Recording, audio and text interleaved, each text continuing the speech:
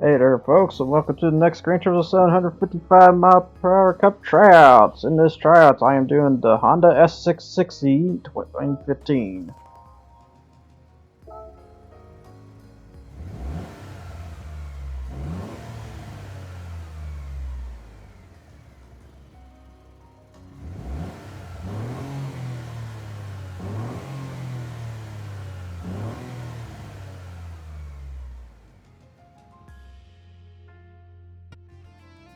So here's the parts and things you can do to the Honda S660, which, yeah, for Cup speed, it's pretty good for the most part, pretty good, because unlike most of some K cars, like the M1, where I had to change its motor out, this is technically fine for the motor it's given, because the motor isn't really the issue when it comes to the K cars. It's usually the body style when it comes to K cars at this point, because this car's body style or aerodynamic coefficiency is really freaking good for the most part. So it doesn't need a whole lot of horsepower to really punch it into the regions I want, which is 150 on down to 155 at the end of the day. So I'd rather say pretty good with the inline 3 SO7A. Which I think the best part, that might be the same motor as the M1 perhaps. But yeah, it does have an engine swap, which is, I'll just say it's the 2 and 4 motor, because I didn't toss in their picture for that. But it does have the wide body too, which all it does is enlarge the fenders and stuff. That I will say, but just to say, it's there. But yeah, here is the rims that you can basically do to this car. Which, yeah, you can offset the base rims to wise, but you can also, if you slap some customs on, also shrink the rims size and widen both the width and the offset for this, if you really want to. And then for the front, you can add a different clip, which I went with the full carbon clip. Might as well. For this occasion, I did thought about like maybe do non-carbon one, but wasn't for sure. But the more I look at, I think the carbon one just fits a bit more because it gives it that strip to it. And considering the grayish plastic on top of the car. And then here's the spoiler you can basically do to it. You have a overhang spoiler if you do the medium, or a regular spoiler if you do the high option and stuff. And then the roll cage, which, yeah, I just went with the full thing because it's a 2-seater, so why not at this point. So this has a lot of interesting things for, well, of course, white bulbs here, which, yeah, I just went with the regular, bigger yellowish whites. I say yellowish loosely because it's not yellow, but it's like somewhat, it's like a sunny day, or sunlight style. I got hood pins, which I make sure to show that. Yeah, I forgot about showing this in the toe cable, or not toe cable, but the tow hook. God. And then the license plate. This is where it gets interesting because I forgot how stylized I did for the license plate because I realized I only had the Type A rear one on here for some reason. I'm not sure why I did. But to say though, you can turn around and just slap this on and get a nice styled license plate if you want that one instead. Which, yeah, gonna be honest, probably I definitely do. For the most part. And then, yeah, just, and I forgot to show the rest of the license plate. Oh, yeah, I might want to show the rest, like, where's the position at, you know, And then, lastly, the front grille, which this is the most shocking part when it comes to the S660, is that you can make it look like the NSX if it was a baby at the end of the day. Bringing back the whole trend of Honda Beat being the baby NSX, and the S660 is the same case with the newer NSX, as the thing goes. Now, for the tune-up I think at best I did body height adjustment and natural frequency. I think I also adjusted the camber angle too. Because, yeah, I'm going to say I think, because it's been a bit since I last did tuning for this one. Spoiler went all down in the rear, while front just like, I want to say 4/5 in, for the most part. And then for performance adjustment, 98, well, the transmission is adjusted like this, so make sure to pause it in case you need to see that, or in case you want to mirror that at the end of the day. I'll just say this, I only adjusted the final gear when it came to the rest of that. I did not adjust any of the inner gears.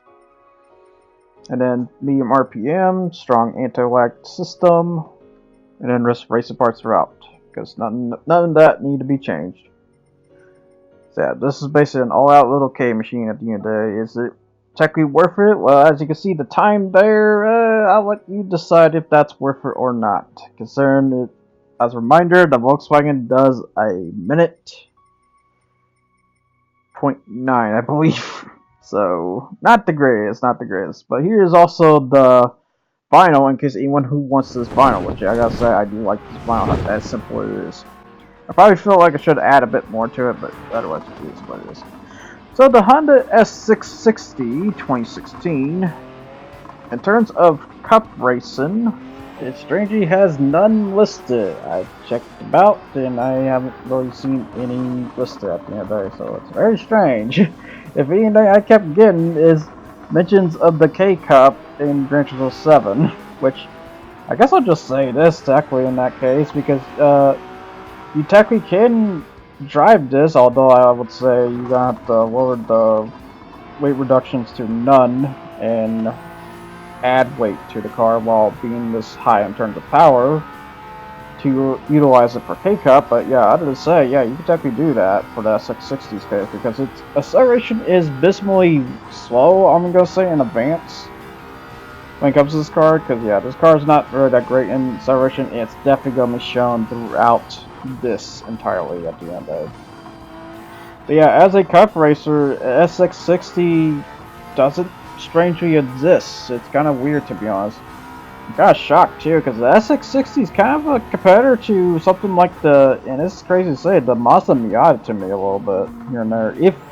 If Honda ever turn around and add a production motor to this car would be definitely a rival to the Miata in some cases.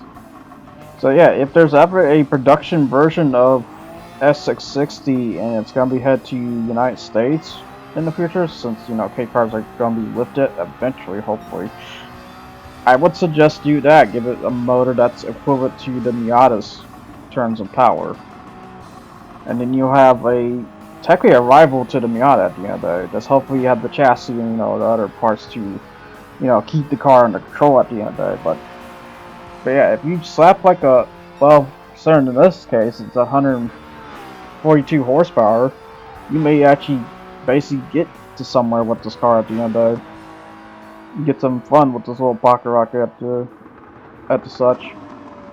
So yeah, if there's anything to say when it comes to the racing car of Honda S60, I would suggest technically do that. When it comes to the production models, at a pedestrian style motor, I'd be downright curious how well that goes.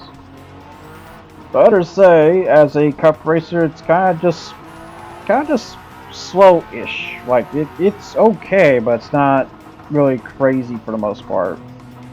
For the trade-off is insane longevity, because as a K car, if there's one special thing K cars have, they have insane longevity against the strain of their tires and fuel, because as the saying goes, when you weigh like 1,746 pounds, that really ain't gonna do much to the strain of your car at the end of the day.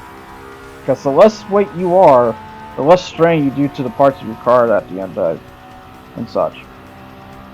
Overall, this is why less weight is better than more weight in some cases. More weight is sometimes good, but if you have like so much, like an example, a 4,000 pound 2-ton sedan, that is going to wear out way quicker than a 1,746 pound K car at the end of the day. That weighs less than a ton, mind you, by the way. But yeah, so overall, as you can see here in the times though, in like 111.256, which is technically not that really good, because in comparison to even the other light acceleration car, that was the Honda NSX, it's kind of slower than even that.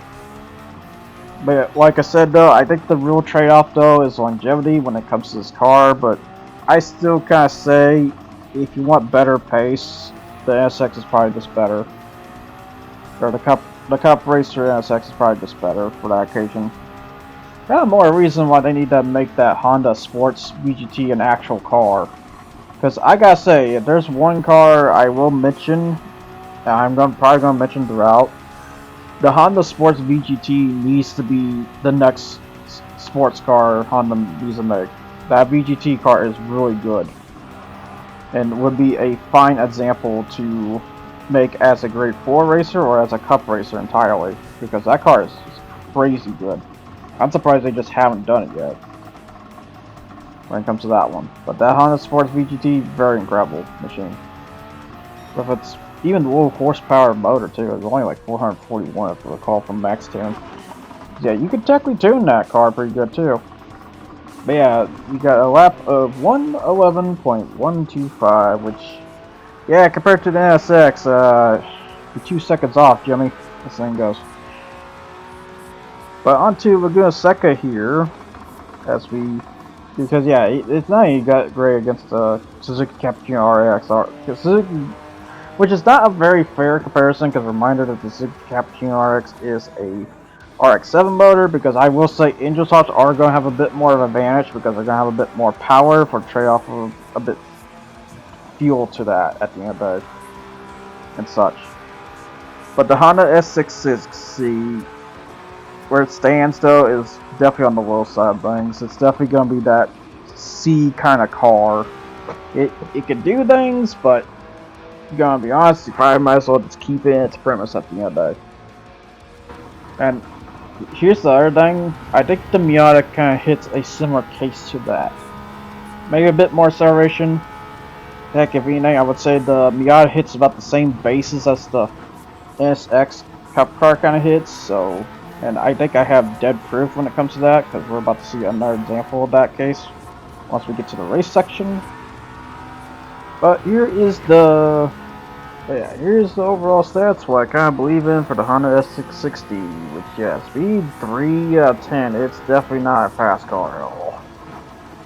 Acceleration 4 out of 10, because the acceleration is kind of there, but it's not really as peppy as I kind of would want. The turning is probably the best part when it comes to this car. This car will turn sharply, because, I mean, it's small and nimble, and it's also MR, so yeah, it's definitely going to turn like no problems at all. In terms of the fuel burn, this is probably where it gets crazy here. In terms of fuel burn, it's like very non-existent. Like it's going to stick around. It's definitely going to stick around for a good bit. It's like a Toyota Prius if it didn't have that shitty CVT at the end of the day. So, but to say the fuel burn is like 9 out of 10. It had a little bit over in half by the time of the 8 laps of Igor Nordman on the 9x13 burn percentage and stuff. While in the other case, which was the fuel burn, fuel burn I mentioned a little over half, but tire burn is also kind of just half too, because they just didn't really want to burn those fronts at all. But I will say, mostly the front mid, I would say, of course, on that matter. But yeah, overall, in terms of as a little endurance racer, I still say a B, while on the sprint side, a D. It's definitely going to be a slow contender out of the bunch. So you have to be kind of worried about the events you toss this into at the end of the day, because its acceleration is just left to be desired along with speed. Because yeah, like I said, the one thing you're getting out of the S660 is the turning, and that's really about it. So yeah, overall, I kind of consider this a little endurance racer a C. It can do things, but it's not going to highly do a lot of things. I'll say that much. So on to the best time for this case, which, yeah, a minute 35.438. Is this where it might shine just a tad a bit? Let's see here. Because in terms of times, we got the Cappuccino RX at a minute 34.172. Can eventually beat the Cappuccino RX from here. Because yeah, I will say the other thing about the Cappuccino, while it has the RX motor, the Cappuccino is aerodynamically weighted down more compared to the S660. Because the biggest problem about when it comes to the Honda Beat and the S660, because yeah, you're going to be seeing a Honda Beat later. I'm just going to say the Honda Beat's probably not going to be much better on that. But the Honda S60's like co-efficiency is through the roof in terms of just getting there at the end of the day. It is a very economic, fast car, which is good, but also bad, because it's kind of bad because you don't really have the acceleration to go crazy with at the end of the day.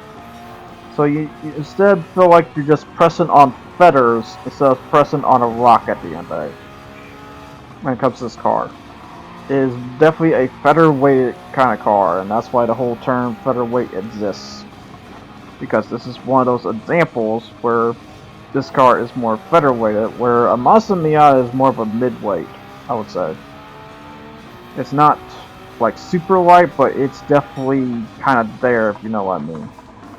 Yeah, mid 35 is still a whole second away from the Cappuccino RX, which, oof, in that case. But yeah, the Honda S660 is overall not a bad car, but this also it's not a great car either on top of it, as much as I want. And I don't think the engine swap is technically not going to fix it that much, but, well, I do say loosely on that, because here's the thing, the engine swap does work. But if you're gonna do that, you might as well stick in the higher tier stuff, well, like GT, because then its lightweight will be put into use. Because here's the thing about featherweight cars: while they're not that great on the low speed of things, they will be much far better in success if they're punched into higher speed. So what I'm saying is, turn this into a pocket rocket. It's so much better. I'll just say that now. Like put it in 350 kilometers per hour, or in this case 217 miles per hour, with the bike motor, and you'll get a much funner time with that car compared to what you get here. Because as with this motor and stuff, and it's very high good co-efficiency or whatever it is, just making it this featherweight at the end of the day, you're better off just, you know, doing that instead at the end of the day. Or better yet, you know, just remove the weight reductions. But here's the thing though, that goes against my rules on that, so you can't do that. So if anything, you can probably put weight down. I don't know, that'd be a great deal though. I need to like try to experiment that a bit more, see if weight is a good deal or not on that occasion, but I assume not in some cases. But if you really want to put some weight ballast and stuff to give that extra heft to it, but I don't think that's not gonna really do anything. No, that's the bad part. Yeah, just this overall, no matter what, how many times I touch this car just feels like a featherweight. A very featherweight version of the NSX at the end of the day, which is, like I said, like good, but also bad. Blood. Not against it, but it's just not the greatest either. It's definitely like one of those very interesting formulas to touch. It just feels like it's in the wrong spot where to touch it at, because it feels like, this is gonna be weird to say, it feels like a Formula car, but it's not a Formula car. It has the feelings of a Formula car, but it's not performing like a Formula car, if you know what I mean. There's a very strange meaning to that, and a very strange feeling overall when it comes to this car.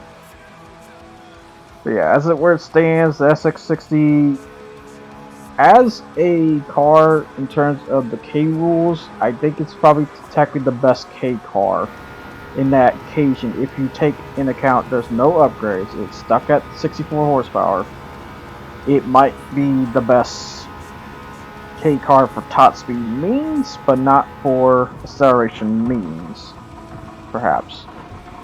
I don't know, I have to try a stock comparison, because I've been meaning to think about doing stock reviews of cars, but I don't know. Think more about it.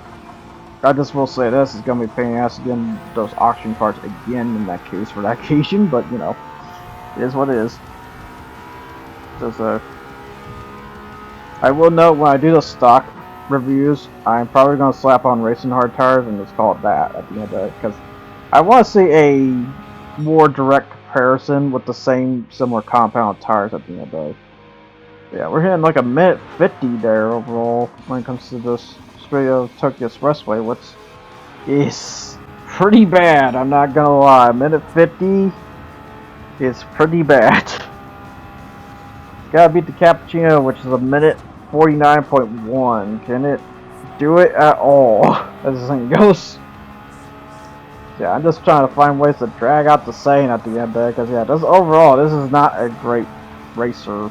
I hate to say that. You're just better off having that 2+4 motor, but like I said, I don't think I could do the 2+4 motor even for the 155, because it would go over the 155 for sure. Because of its federal-weighted body, because holy crap, this thing is light. Or what? Or not just light, its coefficiency is just absurd too, and it's kind of weird to say this. Even the Honda Beat hits the same case on that, so even if you deviate from a more lackluster car, it's still gonna have that same feeling. It's just the difference is the S660 is gonna have a sturdier suspension, while the Beat is a lot looser. I'll say to that. Oh, and the Z front seats. Can't forget that. Good thing was. Yeah, overall the S660 is not a bad car. It's just a very interesting concept, and it just feels like it should be its own thing. It's really weird to say that. And so, I can see someone making a whole new series just out of this at the end of the day. It's a very weird saying. Yeah, here we go to the roundabout, see how fast it does overall for time, because yeah, it took me till the 7th lap here. Well, it beat the minute 50. Let's see. 144, 145, 146, 147, 148, 149, 150.102. Bono. As thing goes. Yeah, that basically wraps that for the Honda S660 in terms of the time attack section. Now, what event's gonna do? You can definitely do the Sunday Cup for sure. You can do the Sunday Cup Classic for sure. Trying to figure out what else, because it's an MR, I will say, so they can't do all this FR stuff. So at best, the Japanese Clubman Cup 550 has a curiosity to it, so probably the best use for that. It could somewhat do some of the race of turbo sports cars, but I will say, because this car being super federated, I will make a huge debate between even trying to do this for World Touring 600 and the race of turbo sports cars, because how much of a featherweight this car is. However, if it had the 2+4 motor and you stick in sports speed, for sure you could probably do it. But the problem is, the 2+4 doesn't have a turbo motor, or the motor's not turbo, so you can't do that. You can do the World Touring car with the 2+4, you just can't do the turbo because it needs a turbo. I would love it if they do a vent with the supercharger, but they haven't. And I'm trying to look around to see if there's anything else. It doesn't look like anything else for the most part. So, high-speed ring track day, the Tokyo Highway Parade, the Asia Oceania Championship. And that's kind of all I can really think of. I don't even think you could really do the World Touring 600 at the end of the day. It's the bad part. But, to the race here, which is basically, we are at the Grand Valley South Reverse, the short circuit style. But yeah, I'm racing which is funny enough. Hey, look, a Honda SX. This thing goes. But a bunch of sports to GT cars, because an SX is definitely a GT car, and we got a couple high ends here too, as well as the Ferrari ZZ34. What else we got here? Oh yeah, the GR Super RZ. Okay. Oh, the SLS AMG's in here too, so that makes me curious about that. Because yeah, speaking of high power. Got the Ford GT40 Mark 1 there too on top of it. And stuff. But then we got the Mazda Miata Touring. So speaking of rivals.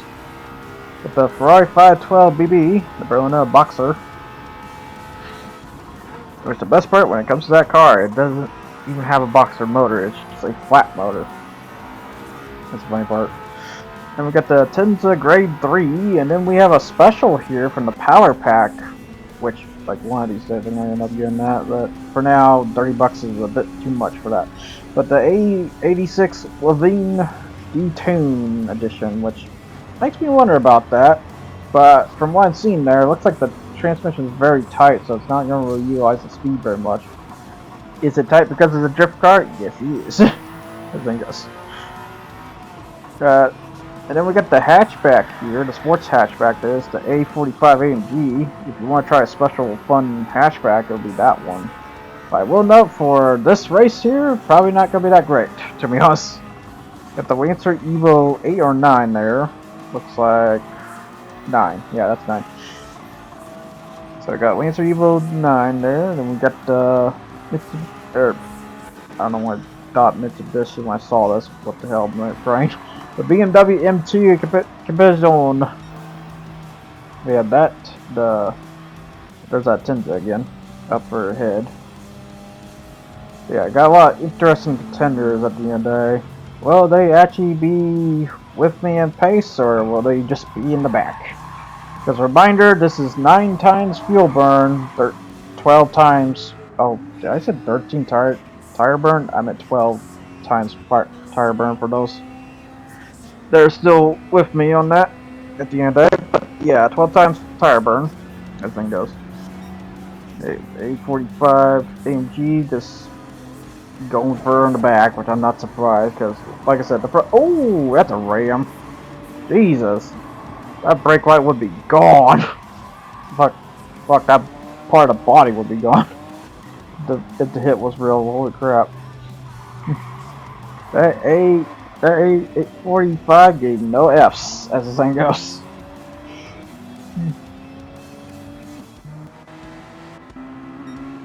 But yeah, as this thing goes here, we get the Roadster Touring, which I'm surprised how well it's full in the back, though. But then again, the Roadster Touring has basically lower horsepower than even, I would say, lesser than the SX, but I would say endurance factor is way more, though.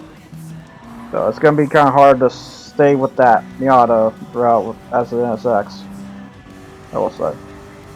You got the Mitsubishi Lancer 9, the GT40 Mark 1, which I thought that was going to be a rival, but you'll see here, not as what I hoped it not to be at the end of it. And then you got the Subaru WRX Grade B edition, which I'll just say this, when it comes to those road cars, I'm going to have a fun time dealing with those road car editions. I'll just say that, because the biggest flaw when it comes to those road car editions of the Grade Bs or Grade 3s, they're not really that good on the fuel consumption part of things. I'll just say that, considering what you can see there on the Tenza as of right now. Then we got Audi R8 of all things. So yeah, speaking of high ends, got the Audi R8, got the Z Performance. There's the 400Z, in other words. We got the Corvette C7, which this shocks me a little bit, and it's Elkhart Blue, as the thing goes. Got the GR Super RZ 2020, so another one of those. And then we got the newer ASX, so it's like we just got the ASX family going on, baby. Like, holy crap. We got the new ASX in here on top of it, and its hybrid system, which you'd think it'd be really that good, but as you can see on the fuel side, it's not really doing so great. And you got the Dewaba GT, big old beautiful yellow color, and probably the best yellow color, period. I'm not gonna lie, when it comes to yellow colors, the Lamborghini knows how to make a good yellow. Like, holy crap. It's a nice sharp yellow to it. I'll give it that much. Compared to Ferrari's yellow, which is just a sunny day yellow kind of feeling, just a bit more orange to it, perhaps. I consider Lambo's olive yellow a lot better in terms of look wise. It's like a slight olive to it. Yeah, so I'm just trying to get up there in terms of paces a little bit here and there, but they are no doubt going to not only out-accelerate me, but outspeed me whenever a straight is given. Considering that's a freaking Dewaba GT there. Heck, I should technically mention that's technically a supercar. Because I do consider the NSX also a supercar as well, for that matter. But you're going to see here that for being a super, I guess there's a huge cost of being a supercar when you, well then again, reminder, that's not like a mid, well the biggest problem when it comes to that newer NSX is that it's not technically a mid-weight supercar, it's technically more of a heavyweight supercar, so to say. And you got the Dewaba GT going in as well. Good God. So yeah, the fuel burn is definitely going to kill those supercars at the end of the day, except for that Ford GT40 Mark 1. Which I know a lot of people say the Lamborghini Mara is the first supercar. I still kind of consider GT4 the first supercar. Then that is a road car variant. Although, road car variant loosely, because while it has some things of a road car, it's still basically in the heart of a race car. Which makes me wonder for this one series in the future, because I have a Le Mans based series in the future where I was going to make basically essentially super racing production cars, hitting like 350 kilometers, not crazy speed, but just upright for the most part, against some actual Le Mans machines like the Ford Mark IV race car, for example, or the Ferrari P4, I believe it's called, or something like that. It's a very crazy one for the most part. So it makes me wonder when we're going to get that D Tomaso one, because that was a cool one they did. So then again, we also have to get the Gore Murray special car too. Oh, and also his rocket car, because that rocket car is pretty cool. A rocket Indy car, should I say. Yeah, we got the Corvette C7 going in, we got the GR Supra going in, got the Z Performance going in on top of it, good god. Things are definitely shuffling very fast right now, because if anybody who's a rival to me as of right now in terms of stance, seems to be the Ford GT40 Mark 1 and the Ferrari Verona Boxer of all things.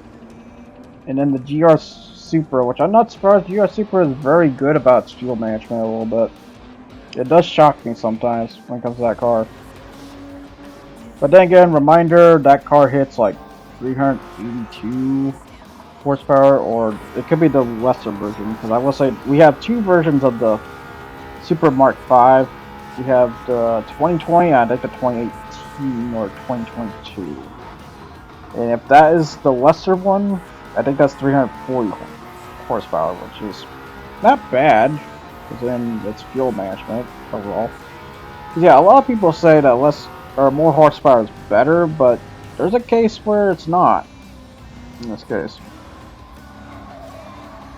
that GT4 just trying to get there at the end of the day. There's one issue the GT4 has, it's stuck on comfort softs, which is kind of equivalent to sports hard tires. Just the problem is it's softer tires, so it'll definitely burn out more, but what really burns out in this car's case is the fuel belt, so comfort soft tires ain't gonna be a problem at all for the most part. If anything, it's gonna be turned a tad less because it's comfort softs. The sports hard tires still technically outturn comfort softs just a tad bit more. Not a whole lot, but you'll definitely notice like whenever it comes to a tight turn, you're gonna be seeing the difference. But yeah, in terms of competition here, we have the NSX Type R and the Roadster going at it.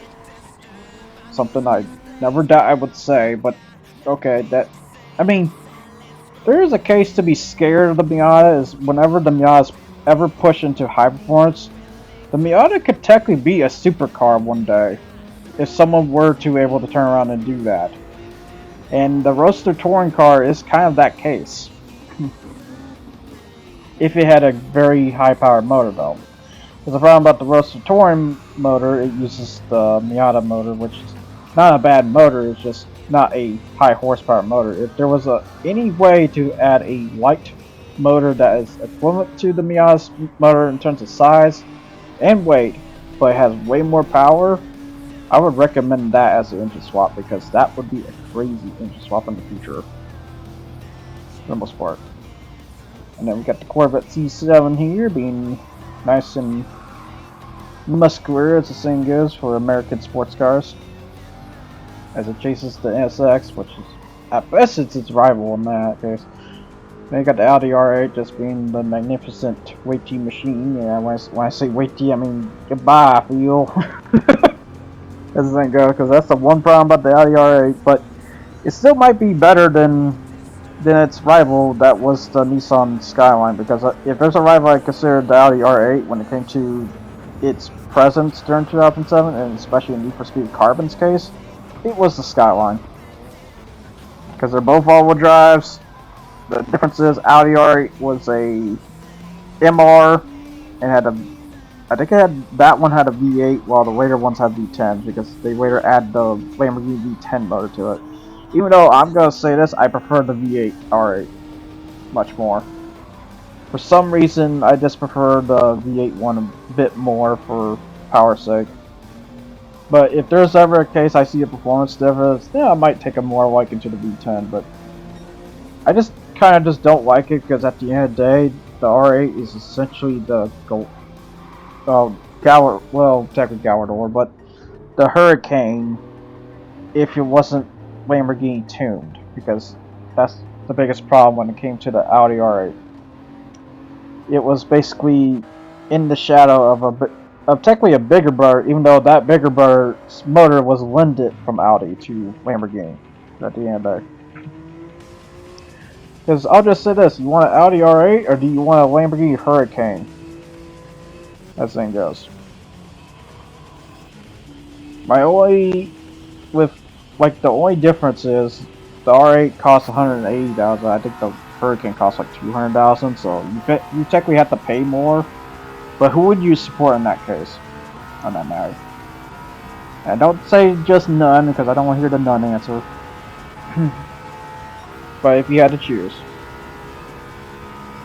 Because I will say, that is technically a good question for a would you rather moment. Because you really have to think on that one. And then we got the Honda NSX being in front of me, because yeah, you eventually pit it here, which yeah, I will say the pit speeds are basically slow speeds, I will say. Not really crazy speeds for the most part. So I'm trying to outdrive the NSX a little bit, but during straights is definitely going to get me for the most part. So yes, 276 horsepower to my 142 to 3-ish. Which is not a whole lot. And then the Miata is technically also faster too. I think he has like 200 or 180 horsepower. It's not a whole lot. But it is kind of funny seeing something like that beat the Corvette 67. But reminder that the Roadster touring car is the touring version of the Miata Roadster. So it has basically special things that, you know, regular cars don't normally have. If anything, the Roadster Touring is technically a race car, but I think it still technically counts as a road car, is the funny part. So that's the weird part. So I think by case, I think it does. But yeah, I decided to skip a bit at this point because I might as well. Yeah, I decided to pit at that point, and then I think the Miata basically. Because I will say, yeah, here's the other thing. That Miata is technically out-fueling me too. In the process. Like, even as much fuel as I have for a long endurance build for this car, the Miata is still having the same amount of fuel as I do. That's how good that Miata is. Then again, I kind of wonder if the Miata has a large fuel tank. Sometimes I wonder about that. Okay, here we go to the last bit of the laps here, because yeah, I don't want to, nowadays when it comes to recording, I don't want to record a whole 30 minutes, I just want to record, like, the whole zest of it, so say, if you know what I mean. Don't want, you know, just throw 30 minutes, okay, watch this, okay, bye. No, I want to show, well, essentially feels like a highlight, but it's technically not a highlight, but, you know, just the zest of it, so say. Yeah, as I just keep moving the camera, I just keep getting this position of camera every time I notice him. Oh, we're doing this again. Yeah, we're doing this again. As the thing goes. That's the fun part when it comes to recording. It's like, oh, I really don't want to do it just you, but it just keeps doing it though. So not my fault. So, hey, look, it's in the same view again. Even though I just let it overlap this reel, so it really technically shouldn't do that, but it is. But yeah, here's the recap of all the cars right now. Which, yeah, the 845 is in the dead last. As thing goes. And then you got the Lancer 9 just being the far back as well, because I'm noticing a huge trade-off when it comes to the Impreza and the Lancer. It seems like they started burning more fuel than compared to their OG counterparts. I kind of wonder, or maybe that's just how it is. That might be just how it is at the end of the day. I mean, they are rally cars, so rally cars you're gonna have that high acceleration, and if you don't aim for that high acceleration, you're definitely gonna be burning a lot more as a trade-off. Yeah, in terms of the line so far, we have the S660 in first, not surprised. Roadster Touring in second, which he's a bit further back. I think he's doing the up climb just now. The GT40, I think he was like down there in the either middle or down there. Yeah, there he is. Yeah, there's the Miata up climb just now. Okay, so the GT40 would be. Where would the GT40 be? Exactly. So yeah, so in terms of competition, not a bit far apart, surprisingly. But I'm not surprised. That Miata, that must have Miata. Behold, I morphed the Miata name and Mazda together. The Miata. This thing goes. But yeah, in terms of spots, this seems to be kind of fitting for the most part. Because I ain't surprised with the lava GTs being the NSX Type R though. That does shock me a little bit. We got the Corvette C7 in 7th and the GR Supra in 8th. Which, not surprised, because the GR Supra is pretty good on the fuel part. Until I saw that. Okay, bye to Lava and Supra, because yeah, I gotta remember, once they hit that final lap, they have a chance to just do that, where they just fuel on the last of the laps. Which is not really good. Never pit on the last lap, I'll say that much. In terms of racing strategies, never pit close to the near end of the race. Yeah, there's me just going on in. This thing goes. Yeah, in terms of competition, there technically wasn't very much at the end of the day. The Miata just smokes the competition at the end of the day. But reminder that the Miata is tweaked. But then again, so is the Lava GT, so not a whole lot of excuse at the end of the day. But that basically wraps that in terms of the 155 mile per hour tryouts with the Honda S660. So I'll see you guys all next time. You guys take care. And enjoy this little teaser of the next competitor, that is the Ferrari 458 Italia Grade 4. Until then, folks, I'll see you guys all next time. You guys take care and ciao. Thanks for watching, and hope you enjoyed what you've seen here. Take care, folks.